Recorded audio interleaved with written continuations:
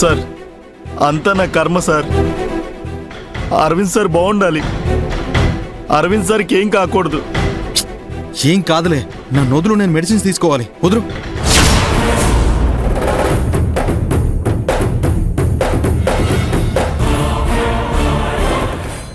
వదులు.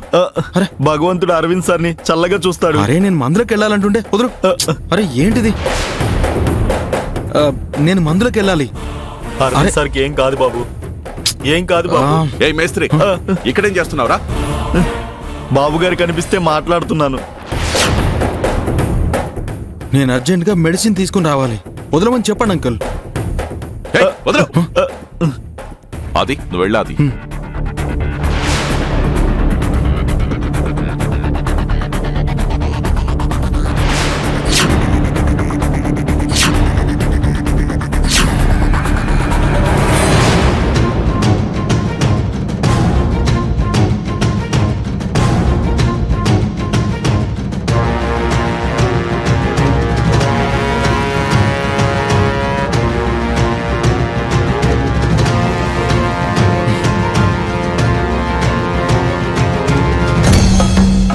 రై, బుద్ధుందా నీకు? ఎవరికైతే నువ్వు కంటపడకూడదని నేను టెన్షన్ పడుతున్నాను, నువ్వు వాడితోనే మాట్లాడుతున్నావు. బాబుని చూసేసరికి మనసు ఆగలేదు సార్. చేసిన తప్పుకి ప్రాయశ్చితంగా ధైర్యం చెప్పాలనిపించింది, అందుకే మాట్లాడాను. ఇంకోసారి ఇలాంటి పిచ్చి పని చేయకు. వెంటనే ఇక్కడి నుంచి వెళ్ళిపో. సరే సార్.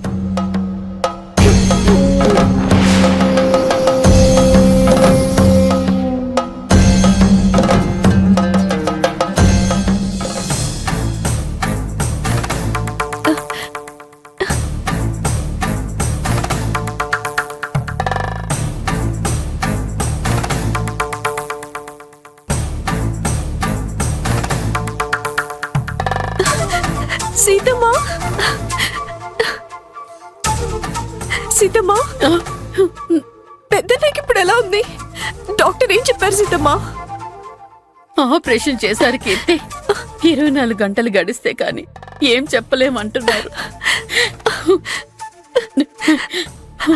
అన్నయ్యకేం కాదు కదా సీతమ్మా? కోలుకుంటాడు కదా? ఏమీ తెలియట్లేదమ్మా. డాక్టర్లు ధైర్యంగా ఉండమని చెప్పారు కానీ నమ్మకంగా చెప్పడం లేదు. గుండెల్లో భయం పెరుగుతుంది కాబట్టి కాలం కూడా భారంగానే గడుస్తుంది.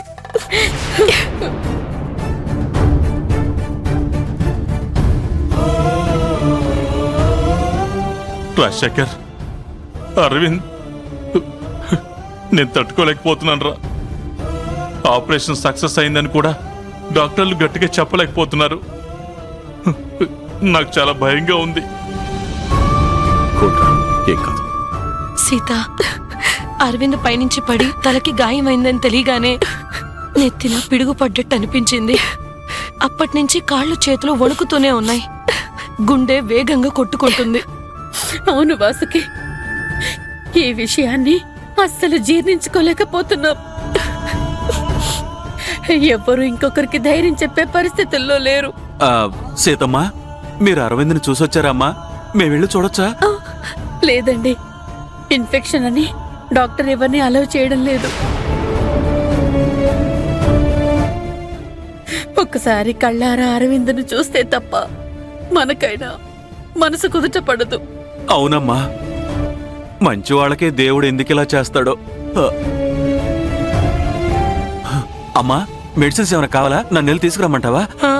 ఆది వెళ్ళాడండి.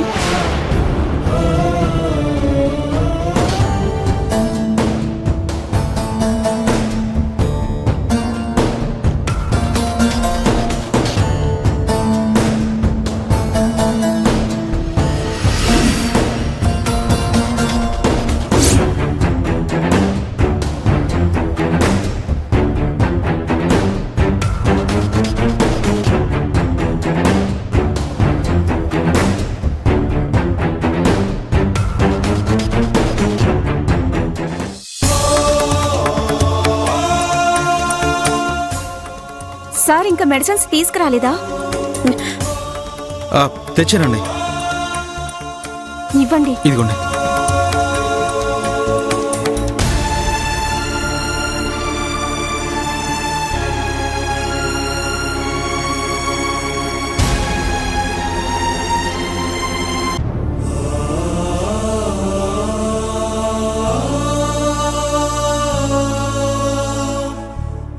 ఇలాంటిదేదో జరుగుతుందని ముందు నుంచి చెప్తూనే ఉన్నాను. ఎవరైనా నా మాట వింటేనా? వాసుకి, ఇప్పుడు అలాంటి మాటలు మాట్లాడడానికి ఇది సమయమే కాదు. కాస్త సైలెంట్గా ఉండు.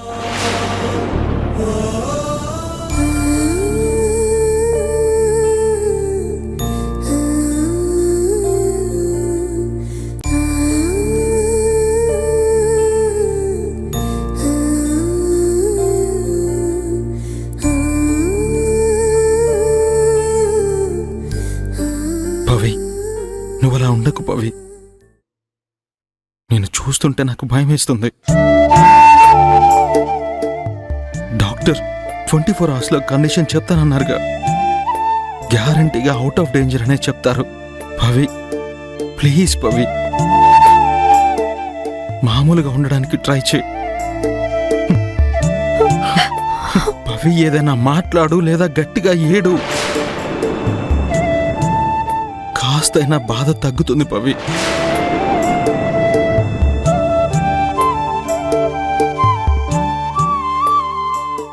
అన్నయ్య, ఈ వార్త తెలియగానే కంగారుగా హాస్పిటల్కి వచ్చేసినట్టున్నారు. టైంకి మీరు టాబ్లెట్స్ వేసుకోవాలి కదా. అదే మీ నాన్నకి తినడానికి ఏమైనా తీసుకునిరా. సరే ఆంటీ. తిని టాబ్లెట్స్ వేసుకుంటాను. అమ్మ సరోజ, ఒక్క పూట టాబ్లెట్స్ వేసుకోకపోతే నాకొచ్చే నష్టం ఏమీ లేదు సరోజ. అరవింద్కి ప్రాణాపాయం లేదని తెలిసేంత వరకు నేను ఏమీ తినను. అలా అనకురా, నా మాట విను. కొంచెం తిని టాబ్లెట్లు వేసుకో.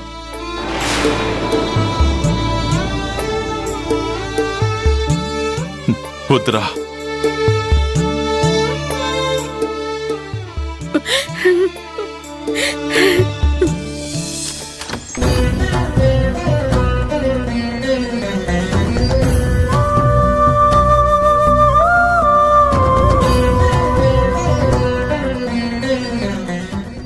ఇక్కడ ఇంతమంది ఉండకూడదు, ఇద్దరే ఉండాలని డాక్టర్ గారు చెప్పారు. మిగతా వాళ్ళందరూ ఇంటికి వెళ్ళిపోండి. నా కొడుకు సీరియస్ కండిషన్లో ఐసీయూలో ఉంటే ఎలాగమ్మా నేను ఇంటికి వెళ్ళేది? మీ బాధ మీకుంటుంది సార్. ఇక్కడ ఉన్నా కూడా ఉపయోగం లేదు. మీరు చూడ్డానికి కుదరదు. మేమున్నాం కదా, మేం జాగ్రత్తగా చూసుకుంటాం. దయచేసి అర్థం చేసుకొని ఇక్కడ ఇద్దరే ఉండండి ప్లీజ్ సార్.